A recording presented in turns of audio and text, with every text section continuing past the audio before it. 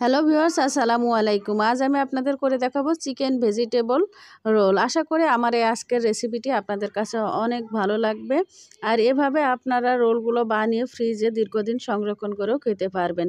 তো ব্রেড ক্রামে ঝামেলা ছাড়াই খুব সহজেই আপনারা এই চিকেন ভেজিটেবল রোলটা বানিয়ে নিতে পারেন। তো চলুন ভিউয়ার্স, আমি খুব সহজভাবে আপনাদের সাথে উপস্থাপন করব। তো প্রথমে ভিতরের পুরটা বানিয়ে নেব।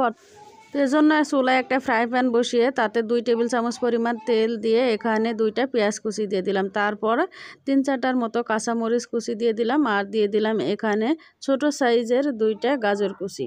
তো গাজরটাকে এভাবে চিকন চিকন করে কেটে নিয়েছি। নিয়ে এগুলোকে এখন একটু ভাজতে থাকবো। তো আমি বাকি যে উপকরণগুলো অ্যাড করব, অর্থাৎ ভেজিটেবলসগুলো, সেগুলো সিদ্ধ হতে সময় কম লাগবে, তাই গাজরটা আগে একটু ভেজে নিলাম পেঁয়াজের সাথে। এরপর আমি এখানে একটা ছোট সাইজের বাঁধাকপির 3 ভাগের 1 অংশ নিয়েছি, নিয়ে দিয়ে দিলাম। তো ভালো করে এগুলোকেও চিকন চিকন করে কেটে নিয়েছি। তো এগুলোকেও এখন আমি ভাজতে থাকবো। তো প্রথম অবস্থায় অনেক বেশি মনে হচ্ছে, কিন্তু একটু পরে এগুলো কমে যাবে। তারপর কয়েকটা পেঁয়াজ কলি, অর্থাৎ পেঁয়াজ কলিটাকে এভাবে ছোট ছোট টুকরো করে কেটে নিয়েছি। তো এখন কিছুটা কমে গেছে। ঠিক এই পর্যায়ে আপনারা লবণটা দিবেন, তাহলে দেখবেন যে লবণটা আপনাদের ঠিক হবে। তারপর এই পর্যায়ে আমি প্রথমে দিয়ে দিলাম চিকেন। তো আমি এখানে 200 গ্রাম পরিমাণ মুরগির বুকের মাংস একটু আদা রসুন দিয়ে সিদ্ধ করে নিয়েছিলাম। তারপর হাত দিয়ে এভাবে কেটে নিয়েছি। তারপর আমি এর মধ্যে স্বাদ মতো লবণ, 1 চা চামচ পরিমাণ মরিচের গুঁড়া, গরম মশলার গুঁড়া 1 চা চামচ পরিমাণ, জিরার গুঁড়া 1 চা চামচ পরিমাণ, টমেটো সস 2 টেবিল চামচ পরিমাণ আর 1 টেবিল চামচ পরিমাণ সয়া সস দিয়ে এগুলোকে মিশিয়ে নিলাম।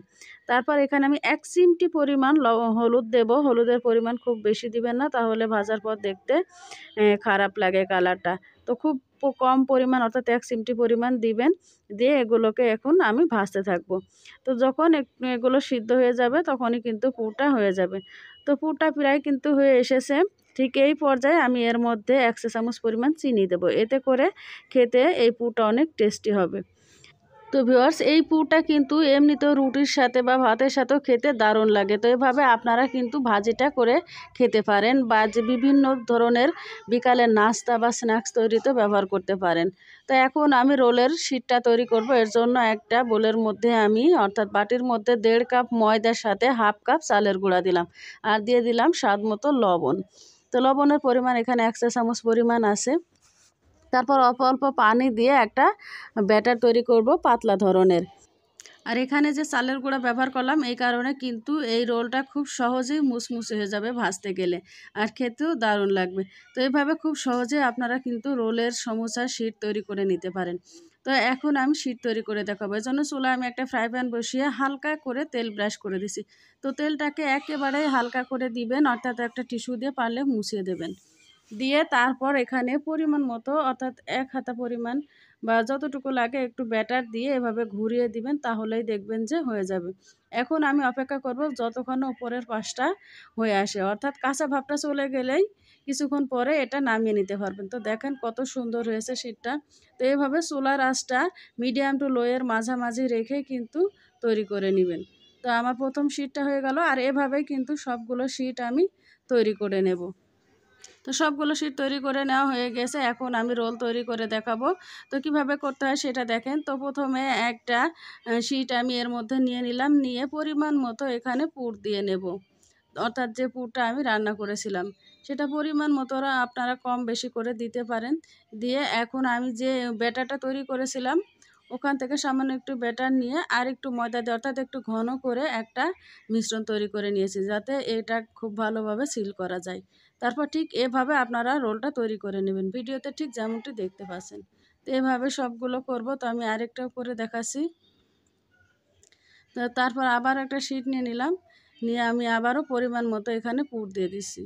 তো পুরটা দেওয়ার পর আবার চারপাশে সেই মিশ্রণটা, অর্থাৎ ময়দার মিশ্রণটা দিয়ে নেবেন। দিয়ে ঠিক 2 পাশ থেকে এভাবে আটকে দিবেন, দিয়ে এমন করে ঠিক রোলটা তৈরি করে নেবেন। তো এভাবে আমি সবগুলো রোল তৈরি করে নেব। তো সবগুলো রোল তৈরি করা হয়ে গেছে। এখন আমি কিছু রোল ভেজে আপনাদেরকে দেখিয়ে দিছি। আর বাকিগুলো ঠিক ওভাবে বানিয়ে আপনারা ফ্রিজে রেখে দিবেন, কিছুটা ছড়িয়ে একটা প্লেটে রেখে দিবেন। তারপর শক্ত হয়ে গেলে আপনারা কোনো এয়ারটাইট বক্সে বা জিপলক ব্যাগে ভরে রেখে দিতে পারেন। যখন মন চাইবে ভাজা 10 মিনিট আগে বের করে রাখবেন, তারপর ভেজে খেয়ে নেবেন। তো দেখেন ভিউয়ার্স, এখন আমি এগুলো ভেজে নেব। তো খুব গোল্ডেন কালার করে অর্থাৎ লালচে করে ভেজে নেব, এপিট ওপিট করে। চুলার আঁচটা মিডিয়ামে রেখে ভাজলেই হবে, যেহেতু ভিতরের পুরটা রান্না করা। আর পুরটা বানানোর শীটটা তৈরির সময় আমি চালের গুঁড়া দিয়েছিলাম, তো খুব সহজেই এটা মুসমুসে হয়ে যাবে। তো এইভাবে লালচে কালার করে আপনারা ভেজে নেবেন। তো ভিউয়ার্স, আমার রোলগুলো ভাজা হয়ে গেছে, এখন আমি আপনাদেরকে একটু দেখিয়ে দিছি। তো ভিউয়ার্স, আশা করছি আমার এই সহজভাবে রোলের রেসিপিটি আপনাদের কাছে অনেক ভালো লেগেছে। আর এই রোলগুলো কিন্তু খেতে দুর্দান্ত লেগেছে। তো আপনারা এভাবে সহজে রোল বানিয়ে নিতে পারেন। আর ভালো লাগলে চ্যানেলটিকে সাবস্ক্রাইব করে পাশে থাকবেন।